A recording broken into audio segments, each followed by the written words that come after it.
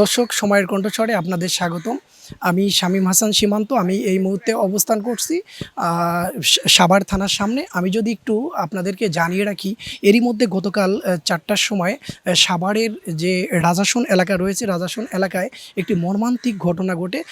এখানে কিন্তু বিশেষ করে সাংবাদিকদের উপর যে মর্মান্তিক হামলা, নৃশংস হামলা চালায় গ্যারেজ শামীম নামে পরিচিত মাদক ব্যবসায়ী শামীম।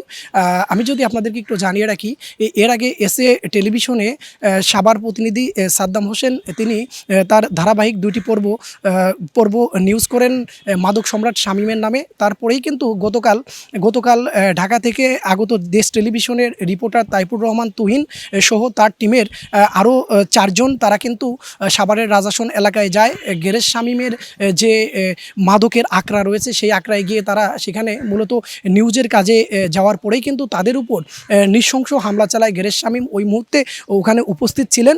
এর আগেও কিন্তু এই শামীমের নামে মাদক ব্যবসা সহ পুলিশের পোশাক পরে ডাকাতি সহ অন্যান্য অভিযোগ তার বিরুদ্ধে রয়েছে।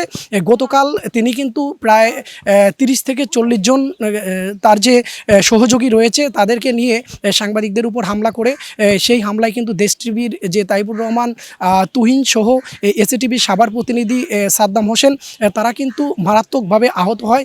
পরবর্তীতে তাদেরকে সাভার যে সরকারি মেডিকেল রয়েছে সেখানে স্বাস্থ্য কমপ্লেক্স সেখানে নিয়ে যাওয়া হয়।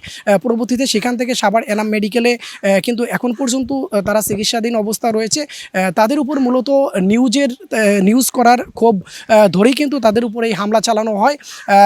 আমরা যতদূর জানতে পেরেছি, সাভারের যে রাজাসন এলাকা রয়েছে এই রাজাসন এলাকায় রয়েছে গ্যারেজ শামীমের মাদকের আঁকড়া। সেখান থেকে প্রতিনিয়ত মাদক সাপ্লাই হয় সাভারের বিভিন্ন এলাকায় এবং সেই শামীমের কিন্তু প্রায় ৪০ থেকে ৫০ জন সহযোগী রয়েছে। তারা কিন্তু সাভারের আনাচে কানাচে প্রায় প্রত্যেকটা জায়গায় মাদক পৌঁছে দেয়। মাদকের ডিলার হিসাবে, মাদকের সম্রাট হিসাবে পরিচিত শামীম। তার যে গ্যারেজে প্রায় ২০ থেকে ৩০টা সিসি ক্যামেরা রয়েছে গ্যারেজের চারপাশে লাগানো। সেখান থেকেই কিন্তু মাদকের যে সিন্ডিকেট সেটি কিন্তু নিয়ন্ত্রণ করেন।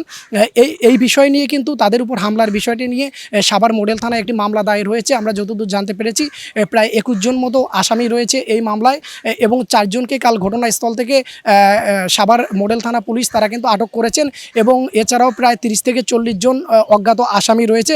সব কিছু মিলে যে সাভার অঞ্চলে যে সকল সাংবাদিকরা কর্মরত সাংবাদিকবৃন্দ রয়েছে তারা কিন্তু এই ঘটনায় তীব্র নিন্দা জানিয়েছেন। পাশাপাশি সারা বাংলাদেশের সাংবাদিক সমাজ কিন্তু এই বিষয় নিয়ে তীব্র নিন্দা জানিয়েছেন। তো এই ছিল আমার কাছে সাভার মডেল থানার সামনে থেকে সর্বশেষ।